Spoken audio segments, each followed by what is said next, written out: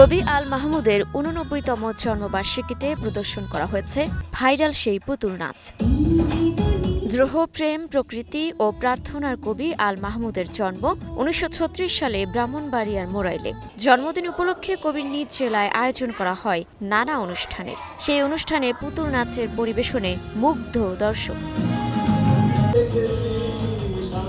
২০১৯ সালের ১৫ই ফেব্রুয়ারি ঢাকায় মারা যান এ কবি। তাকে সমাহিত করা হয়েছে ব্রাহ্মণবাড়িয়াতেই। একই গানে পুতুলের নৃত্যের মুর্শিয়ানা বাড়ছে শিল্পীদের। তাদের চাদুরী প্রদর্শনী মন কাড়ে সবার।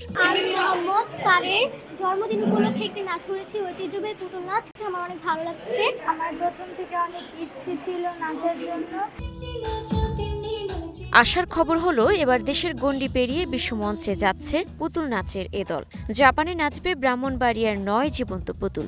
এ মাসে জাপানে ওসাকার আন্তর্জাতিক সংস্কৃতি মেলায় অংশ নেবেন তারা। লক্ষ্য বাংলাদেশের ঐতিহ্যকে পৌঁছে দেয়া বিশ্ব দরবারে।